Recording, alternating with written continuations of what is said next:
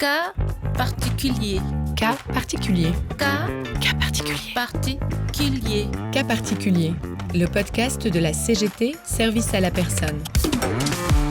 Vous êtes assistante maternelle, enseignant ou professeur de musique à domicile. Vous êtes des salariés employés par des particuliers. Connaître vos droits est parfois un casse-tête, alors avec cette série de podcasts, nous souhaitons vous aider en répondant à vos questions. Au fil des épisodes, nous allons détailler vos droits, vos acquis et les aides que vous pouvez mobiliser. Bonne écoute! Bonjour et bienvenue dans ce 5e épisode. Nous allons parler formation professionnelle et nous répondons tout de suite à vos questions.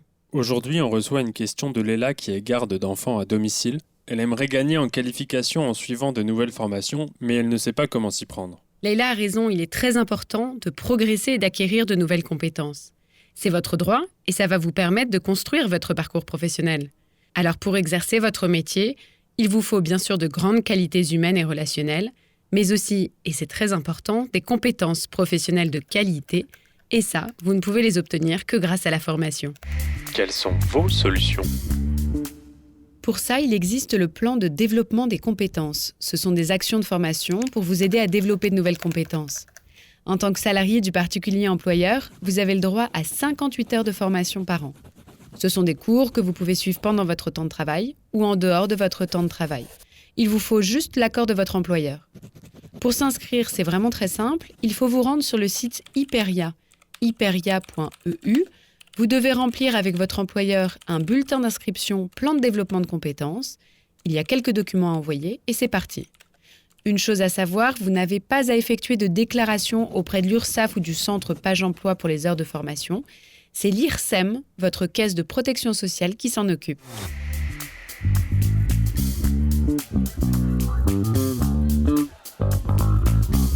C'est légal, c'est pas légal. Mon employeur me demande de partir en formation prochainement. J'ai accepté. La formation va se dérouler pendant une semaine et sur mon temps de travail. Mon employeur m'a fait comprendre qu'il me paierait moins.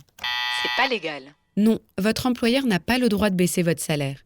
Le fait que vous partiez en formation ne change rien à votre contrat de travail. Les salaires et frais annexes à la formation vous seront directement remboursés par Hyperia. Et si la formation doit se dérouler en dehors de votre temps de travail habituel, alors une allocation et des frais de vie vous seront versés. On m'a dit que je ne pouvais pas suivre une formation car je ne travaille comme assistante maternelle que depuis 6 mois. C'est pas légal. Ce droit à la formation professionnelle est accessible pour toutes et toutes dès la première heure travaillée au sein du secteur de l'emploi à domicile. J'ai obtenu une certification de branche et je détiens le titre de garde d'enfants, assistante maternelle.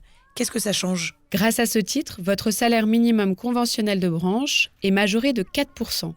Si vous êtes rémunéré au-dessus de ce minima, cela permet d'ouvrir une négociation avec votre employeur. Et mon syndicat dans tout ça ? Il existe un outil très utile pour vous aider à évoluer professionnellement. Ça s'appelle le VAE. C'est la validation des acquis de l'expérience. Pour faire simple, c'est un dispositif qui vous aide à faire le point sur vos compétences, à obtenir un diplôme ou une certification, et donc qui vous aide à progresser. Votre syndicat vous accompagne dans toutes ces démarches. Retrouvez toutes ces informations sur notre site sap.cgt.fr.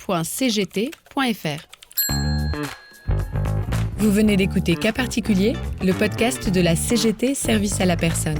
Si cet épisode vous a plu, n'hésitez pas à le partager. À bientôt.